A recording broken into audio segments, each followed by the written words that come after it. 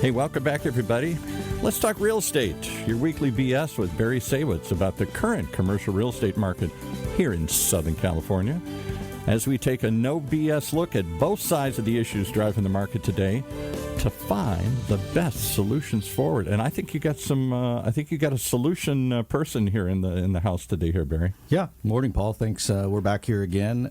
We got questions. I think we got answers and solutions.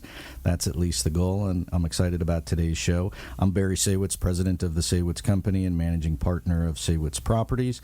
Welcome again to all of our viewers and our listeners again for today's show on Let's Talk Real Estate. So let's get going. I'm excited. We have our guest today is Katrina Foley, Orange County Board of Supervisors for District Number 2, former mayor of Costa Mesa, city council person extraordinaire, mom, all of the above. Welcome. Thank you. Great to be here.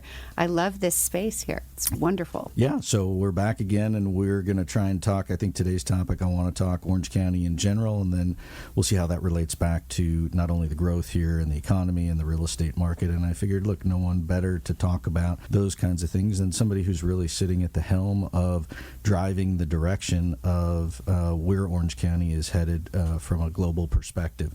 And so I know you're a longtime resident of Orange County and longtime public servant and involved in politics and a variety of different things. I want to go back for a second to the Costa Mesa days and being involved with the city council and mayor of Costa Mesa. You're dealing with a particular city and what happens in that particular city. How is that different in today's world in terms of dealing with the bigger scope of the county as a whole? Well, it's very different. Of course, I loved being a city council member, being a school board member, and 3-time mayor. You know, you really get to know almost everybody in the community. Right. It's one city. You can go to the grocery store, or the coffee shop, or out to dinner, and you will always see someone you know, even today. What I always love about local governance is that you can solve a problem for a person. I mean, you and I have worked together on problem solving for your own businesses. So you can actually see the fruits of your labor, if you will. And I love connecting people. I love helping people. Take that to the county, and that's on steroids, right? Yeah. And so for a person like myself who, you know, I just have this desire to always, someone calls, I want to help. I have to control my abilities to want to help everyone because there's only so much time in the day. Sure. But the county also has a much greater scope and breadth of responsibility. So I take this job very seriously. We have nearly $8 billion budget. We are responsible for the public health and the public safety net of all of Orange County. We're responsible for making sure that our court system is working with all the employees that are required to staff the courts, that we have our jails and our public defenders and our district attorneys so that the system of justice is working. We're responsible for the beaches and the open space and the parks and transportation, mental health, all of this. And that's all before lunch, right? That's right. That's right. And then if we get excited, we can add some little initiatives that aren't necessarily on the drawing board yet. People who don't know, the Orange County Board of Supervisors really is the governing body of the county, right? So similar to a mayor or a city council in a particular city. From my perspective, I'm curious yours. When you deal with one city, you've certainly got dynamics within the city itself, but really gets expanded when you start talking even just within the county. You have different dynamics of coastal versus inland and North County versus South County and all of the different things that go into those particular areas. But there's some commonalities. So we have... Now, when I first got elected last year, it's been a year and a couple days, I was elected to Costa Mesa, Newport, Huntington Beach, all the way wrapping around to Los Alamitos. So there was a lot of new cities that I never have any involvement with. Even one area, Rossmore, I'd never even been to before. So I had to learn about what are all the issues there so I can help solve their county, things that have a county nexus issues. Now with redistricting, my district has been changed. It's Costa Mesa, Newport, all the way down to San Clemente. So that's a whole new set of issues, right? Yeah. And then in the interim, while I'm finishing up this last term that I was elected for, I'm assigned to District 2, which is Santa Ana, Anaheim, Garden Grove, Little Piece of Tustin, and Orange. Completely different issues. Right. So by the time I'm done, I will have represented all of Orange County. Which is good. It gives you the perspective and it gives you ability certainly to get involved with. But there's all kinds of commonalities. So everyone in every city, they care about public safety and safe neighborhoods. Okay, that is like number one priority.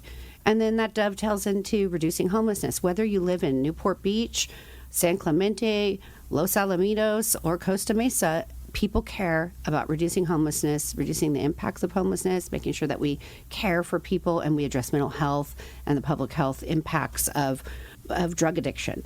That's a common across all areas. I think across Orange County, people care about housing. Yeah. You and I were talking before we started the show about our kids. I have two sons, 21 and 23 years old.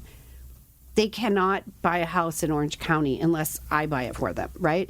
When I moved here after law school, got my first job as a lawyer in 1996. My husband got his first job as a teacher.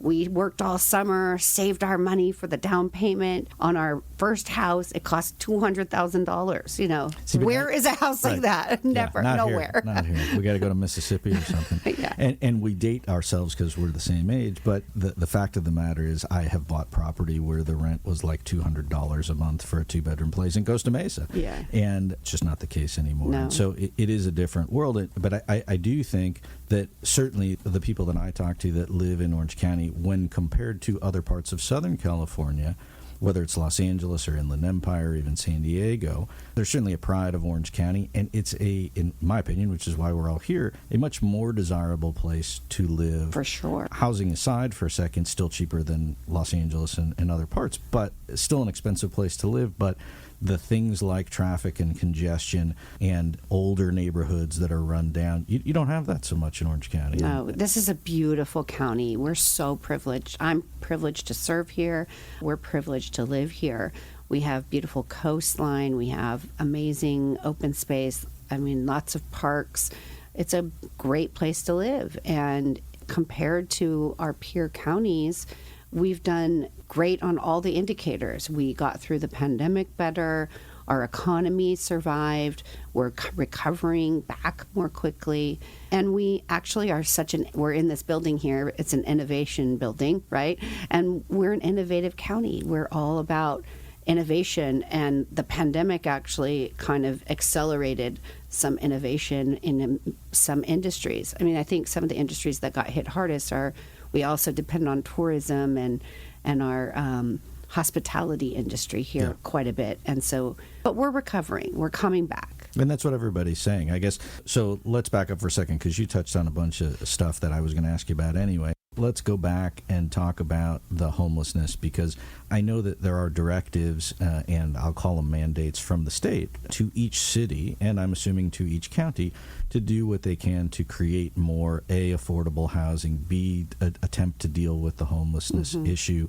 And so what does the Board of Supervisors do, and what kind of role do they play in either assisting the cities or driving that sort of directive? Right. So as a mayor, I was always frustrated with the county, because we would ask the county for the funding that they get from the state and the federal government to help us to solve our homelessness issues. We wanted to build a shelter. We would ask the county for funding to help build the shelter. We could just never move the ball. Yeah. Now that I'm in the system, I'm working really hard to partner with the cities, because the cities don't get funding for addressing homelessness, mental health services, any of those issues that are related to people experiencing homelessness. All that money goes into the county, and then the county is supposed to divide it up. Now, the difference is if you're Santa Ana or Anaheim, one of these big cities, then you do get your own direct funding. But all the rest of the cities, it comes out of the general fund. What does that mean? It's that you don't get that extra funding to go to a park that benefits all the residents. You don't get that extra funding to fill potholes. So what I've tried to do is redirect some of those funds from the county back into the cities. One innovation that we worked on this last year was the governor put forth some funding for what they called Project Home Key. And that was to convert old motels, predominantly, other types of degraded facilities, but mostly old motels. And so I gathered all the mayors and the city managers in my district, and I met with the county staff, and we said, here's the county resources we can give you. I called it Project Home Key in a Box.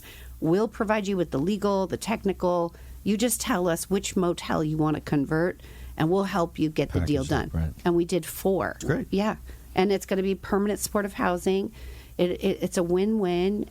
We eliminate what was essentially a degrading crime magnet in the community and turn it into housing for people who need it. Yeah, and the other side of that is to just try and build something new, whether that's a shelter or a treatment facility or what have you. I know for cities where we own properties, smaller ones, i.e. San Clemente, very difficult with expensive real estate and limited resources at the city level. So do you feel as though Orange County is ahead of the curve relative to other areas in the state, or getting there, or how's? I think we're ahead in some aspects, but for example, we just I had the privilege of touring Secretary Becerra. He's on a tour of America to look at models for how do we address homelessness, mental health, and drug addiction. We toured what is called the Be Well Center, and it's in Orange. And it's a residential treatment center as well as a drop-in. But unique to it is that we serve everyone, regardless of insurance. And it is done with medical professionals. It's a very high-quality facility. You walk in, you feel good. Yeah. You don't feel like you're in some institution, which is also a blocker for some people. People who need help may not be willing to take that next step if the facility feels like they're going to jail, for example, right? And then we also have a sobering station there. So instead of having law enforcement having to take people who are under the influence or unable to care for themselves because of intoxication, they can voluntarily come to the sobering station. That means they're not going to the jails. The cops can get back on the beat and deal with real crime, and they can get services. This is a model of something we can do throughout Orange County, and so we're innovating in that regard, and I think it's a model for America, frankly, because we can not have to rely on maybe not so professional care for people who are recovering. And if it frees up law enforcement to do other things in terms of fighting crime, I think that's a double bonus. That's right. Yeah. Right, which is sort of my next thing, which is from the county's perspective, I guess share your thoughts in terms of what your view and the rest of the Board of Supervisors is relative to cutting back on law enforcement versus beefing it up versus something different. What's the plan? Oh, yeah. No one is cutting back on law enforcement. That's just a false narrative. I always hear that. People assume if you're a Democrat, you must be against law enforcement. I've never been against law enforcement. You know that. As a city council member and mayor, I was a partner with our police department. I actually have Costa Mesa's former police chief as one of my policy advisors on my county team now.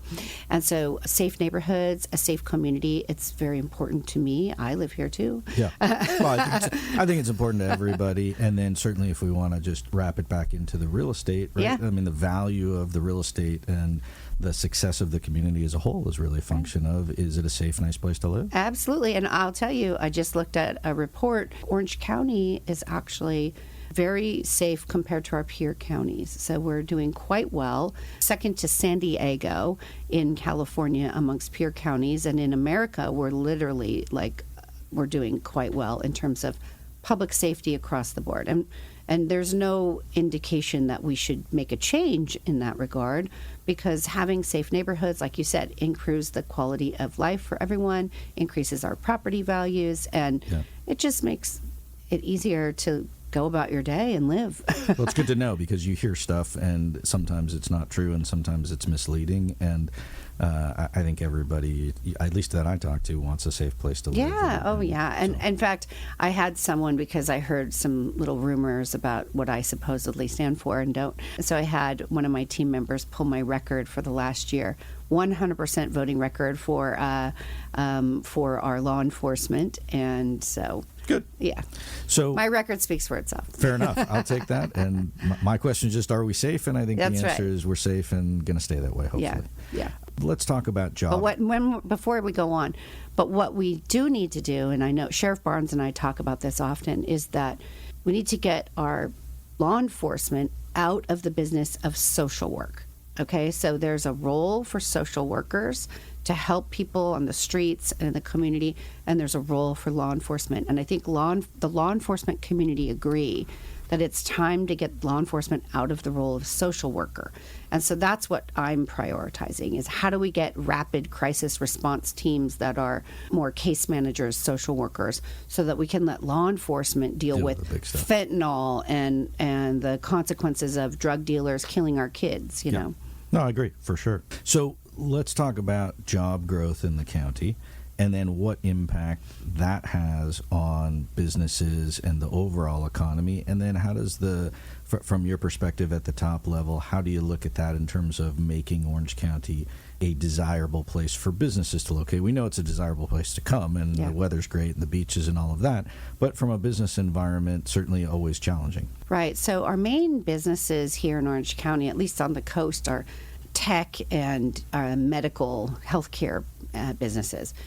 95% of businesses, some may not know this, 95% of businesses in Orange County are small businesses under 50 people. Yeah. And so a lot of them were able to work from home, but many got hammered, especially in our retail restaurant industries. We lost 110,000 jobs just within the tourism, hospitality business sector itself. Those jobs are coming back as we're reopening and more people are traveling into Orange County. So we've got some work to do right now. What I hear from our business industry, especially within the hospitality, and hospitality, I mean hotels, amusement parks, fairgrounds, restaurants, we can't find employees.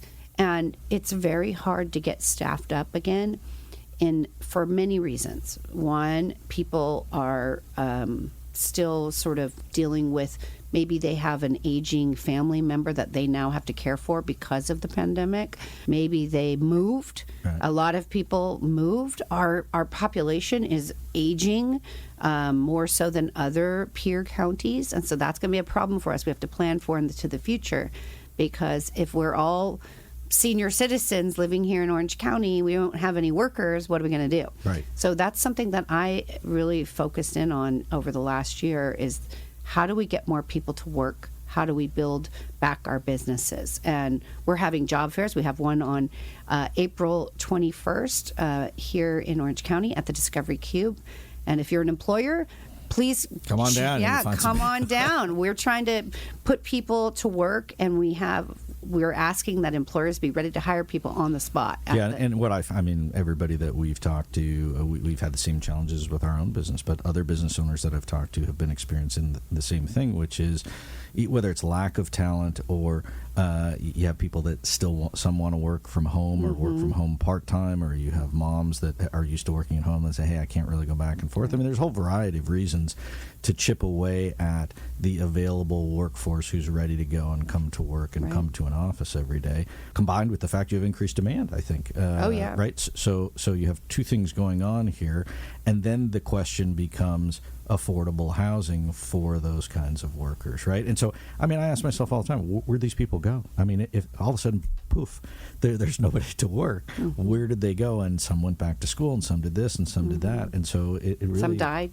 Yeah, and some moved out of the state, and you have a whole variety of things that I think going forward, that seems to me to be one of the biggest challenges as a business owner. I'm curious what you hear from your constituents. Yeah, well, and we just did the census, and so this last year we learned that Santa Ana, which has the youngest residential population of all of the cities in Orange County, they actually dropped in their population this last year, according to the census, by about, I don't remember the number, but a lot. And then Irvine increased by 10,000 residents. It had the highest number of residents that it increased by. So what we're seeing across Orange County was pretty flat, other than in those two cities where there was like dramatic change in reduction of residents and increase of residents. So if you look at Santa Ana, which is a lot of our workforce, especially for hospitality,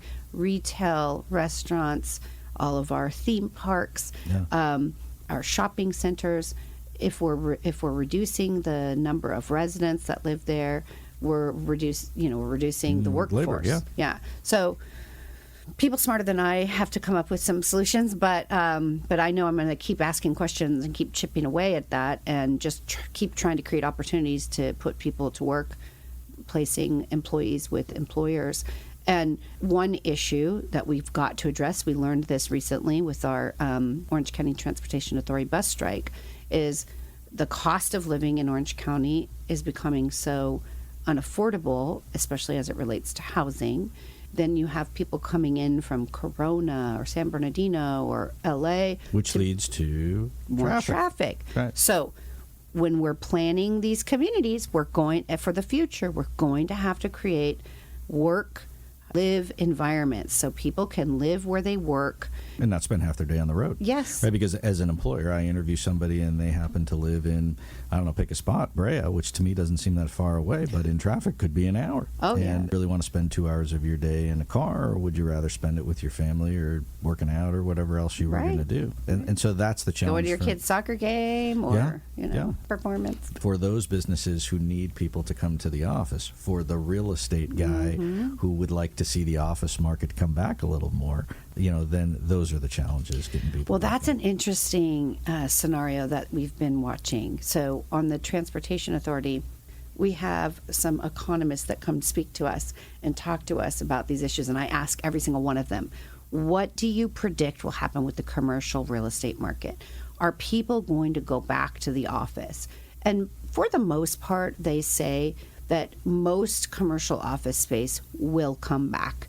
But there are going to be certain sectors where the employer themselves know that they can reduce their costs, like graphic designers, social media. We have this whole technology industry now. There are certain employers that are not going to want to pay that overhead, and they'll invest in their people instead of the place. Then what do the commercial office building owners do to offset that? Well, we're seeing some, like Main Place Mall, they're doing mixed use housing and retail. I love that. I think that solves two problems. Laguna Hills Mall, all of it. So Westminster Mall. So I mean, all of these we've talked about it on other shows. The highest and best use, and highest and best use in today's environment is not a regional mall and is not an office building. Right, unless you're South Coast Plaza, then you're not changing. Right, or Newport Center. But the average guy, it's a question of looking for alternatives. Right. We've just got a couple of minutes left. We could talk all day. I know. In terms of the perspective from the Board of Supervisors, as far as the general economy for Orange County, and where it's headed for the rest of 2022, what's the general outlook? Our economy is strong. Our board as a whole unanimously support a fiscally conservative approach. We have a great finance officer, CFO Michelle Aguirre, and our Frank Kim, our CEO. They do an excellent job of keeping our coffers sustainable. And so I suspect that we'll be very solid moving into the next few years. We have two tranches. The first tranche was $387 million under the American Rescue Plan funds. And what we did was we put that into revenue loss because we did lose some revenue during the pandemic. And so the next tranche comes in about $300 million in May. And we've tried to not just spend it all. We've tried to use it to fill vacancies where we needed more people, because especially in the healthcare agency, especially in our social services agencies. And then we also put it into investing in the future. A new Be Well campus over in Irvine at the Great Park, expansion of some of our infrastructure programs. We're trying to not just blow the money all at once, but invest it into something that will spread it around. Yeah. Yeah, no, I mean, it sounds like you guys have your arms around certainly the issues that are at hand and what needs to get tackled, and then try and pick them off one at a time as best you can. And so I appreciate you coming on the show and sharing your thoughts and views and updates, and I think our viewers and our listeners hopefully learned something new today about the County of Orange and how it works. And I wish you and your family continued success and with your job as well. And we'll look forward to having you back on in the future. You can give give us another update. Katrina Foley, Orange County Board of Supervisors. I want to thank Paul Roberts and the whole team here at OC Talk Radio, our producer Sophia, and everybody who goes into making the show happen on a weekly basis. For our viewers and our listeners out there, we will be back here next week talking more real estate. I am Barry Saywitz, president of the Saywitz Company. Thanks for listening in, and we'll see you soon. Thank you so much.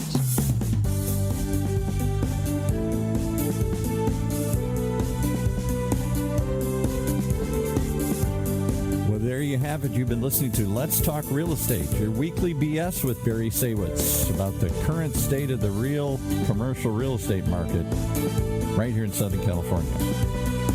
On Orange County's only community radio station, OC Talk Radio, streaming live from our studio here at the University of California Irvine's Beale Applied Innovation Center.